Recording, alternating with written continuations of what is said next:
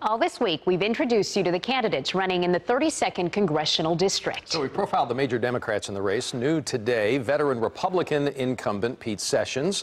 Got our political reporter Jack Fink in studio again to educate all of us. So my first question is, what does Sessions think about what is a cavalcade of Democrats now coming after him? Well, Doug and Gilma, Pete Sessions says Democrats are energized all across the country, not just here. And he says he has a conservative record and that he believes he still has a winning message in the 32nd Congressional District. I don't know who their candidate will be, but I look forward to discussing the issues. After 21 years in Congress, Pete Sessions seems unfazed by Democrats who are energized this year. I've not lost an hour's sleep yet. I've not been worried about it. But this will be a vigorous debate. Sessions says his message to his Republican supporters is about the booming U.S. economy under President Donald Trump. America is going to go from 24th in the world in doing business to first. Sessions says one of his top priorities is safety for the military, law enforcement, and students. Polls show a majority of Americans support keeping guns away from the mentally ill. And I agree. And so, if you agree, do you say, hey, we need to craft a law that would actually do that? Does that everything include due process? Well, you tell me.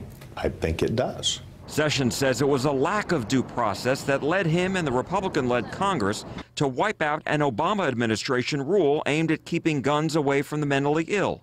He says people could have had their guns taken away after facing accusations.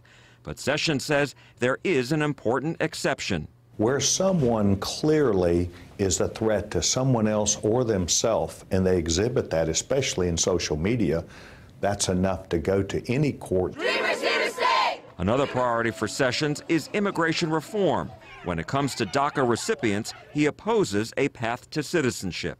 And I think a compromise would say we're going to make them guest workers. While Sessions voted to repeal Obamacare, he says his own plan, which didn't pass, would allow people to stay on Obamacare or receive tax credits to buy health insurance for their families. And regarding one of the biggest issues facing Americans, Sessions says he supports the Me Too movement, but says there needs to be a balanced approach. It is not okay. It is not okay for you to offer an unwanted advancement. Likewise, it's not fair when there might be this advancement for later to turn around and bludgeon somebody. Sessions faces a Republican challenger, Paul Brown, but Sessions is a virtual lock in the primary. Sessions says he tries to work with Democrats and says his bottom line is to make sure Dallas works. So we've heard from Mr. Sessions, the incumbent. We've heard, courtesy of Jack, from the major Democrats in this race. If you can, I hate to paint you in a corner, but can you get out that Jack Fink crystal ball, look forward to the general election? How do you see things shaping up for that? Well, you know, it's interesting. Money-wise, I believe the Democrat who wins the primary may have as much money as Sessions, or at least enough to stay competitive. Records show Sessions has raised more than $1.4 million, while the 7 Democrats combined running in the primary raised nearly $1.7 million. And Hillary Clinton beat Donald Trump in this district in 2016, even if it was 1 point.